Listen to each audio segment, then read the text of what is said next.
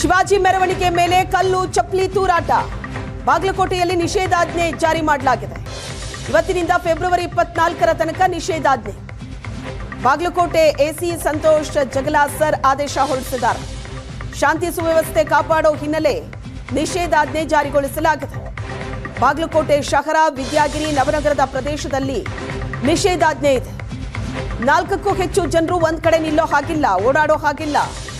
ನಿಷೇಧಾಜ್ಞೆ ಸ್ಥಳದಲ್ಲಿ ಯಾವುದೇ ಸಭೆ ಸಮಾರಂಭ, ಧರಣಿ ಮಾಡೋ ಹಾಗಿಲ್ಲ. ಬಾಗಲಕೋಟೆ ಶಹರದಲ್ಲಿ ನಿಷೇಧಾಜ್ಞೆ ಜಾರಿಯಾಗಿದೆ.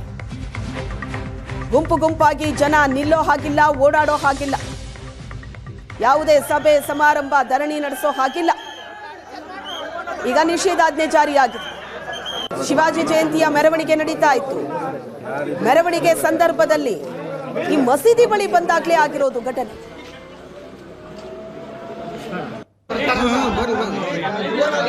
ಮೆರವಣಿಗೆ ಆರಂಭ ಆದಾಗ್ನಿಂದಲೂ ಈ ಮಸೀದಿ ತನಕ ಬರೋವರೆಗೆ ಏನೂ ಆಗಿರಲಿಲ್ಲ. ಮಸೀದಿ ಹತ್ರ ಬರ್ತಾ ಇದ್ದಂತೆ ಮಸೀದಿ ಕಡೆಯಿಂದಲೇ ಚಪ್ಪಲಿ, ಕಲ್ಲು ಬೀಸಿದ್ದಾರೆ ಮುಸ್ಲಿಂ ಯುವಕರು.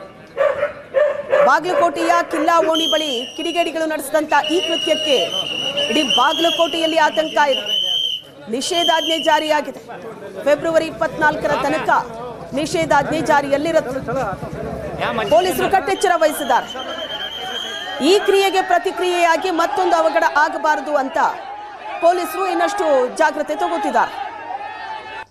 ಬಾಗಲಕೋಟೆ ಎಸಿ ಸಂತೋಷ್ ಜಗಲಾಸರ್ ಆದೇಶ ಹೊರಡಿಸಿದ್ದಾರೆ ನಿಷೇಧಾಜ್ಞೆ ಅಂತ.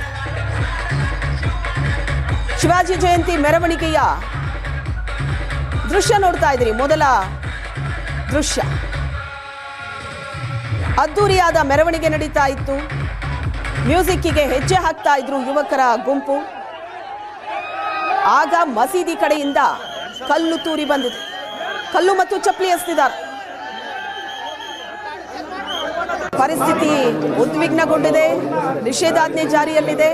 ಪೊಲೀಸರು ಕಟ್ಟೆಚ್ಚರ ವಹಿಸಿದ್ದಾರೆ. ಮತ್ತೆ ಯಾವುದೇ ಅಹಿತಕರ ಘಟನೆಗಳು ನಡೀಬಾರದು ಅಂತ ಪೊಲೀಸರು ಮುಂಜಾಗ್ರತೆ ವಹಿಸಿದ್ದಾರೆ. ಮೆರವಣಿಗೆಯಲ್ಲೇ ಸಾಕಷ್ಟು ಭದ್ರತೆಯನ್ನ ಒದಗಿಸಿದ್ರು ಪೊಲೀಸರು. ಯಾವುದೇ ಇಂಥ ಘಟನೆಗಳಾಗಬಾರದು ಅಂತ. ಆದ್ರೆ ನಿನ್ನೆ ಅಂತ ಘಟನೆ ಆಗೋಗಿದೆ.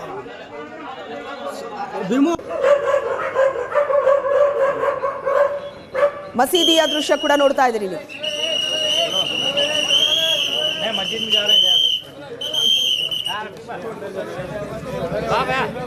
ಈ ಬಗ್ಗೆ ಹೆಚ್ಚಿನ ಡೀಟೇಲ್ಸ್ ಅನ್ನ ಕೊಡ್ತಾರೆ ನಮ್ಮ ಪ್ರತಿನಿಧಿ ಮಲ್ಲಿಕಾರ್ಜುನ್ ಸಂಪರ್ಕದಲ್ಲಿದ್ದಾರೆ. ಮಲ್ಲಿಕಾರ್ಜುನ್, ಈಗ ಪರಿಸ್ಥಿತಿ ಹೇಗಿದೆ? ನಿನ್ನೆ ನಡೆದಂತ ಘಟನೆ ಬಗ್ಗೆ ವಿವರಿಸೋದಾದ್ರೆ, ಯಾಕಂದ್ರೆ ಮೆರವಣಿಗೆ ಹೊರಟಾಗ್ಲಿಂದ ಮಸೀದಿ ತನಕ ಬರೋವರೆಗೆ ಏನೂ ಆಗಿರ್ಲಿಲ್ಲ. ಮಸೀದಿ ಹತ್ರ ಬರ್ತಾ ಇದ್ದಂತೆ ಆಗಿರೋದು ಈ ಘಟನೆ.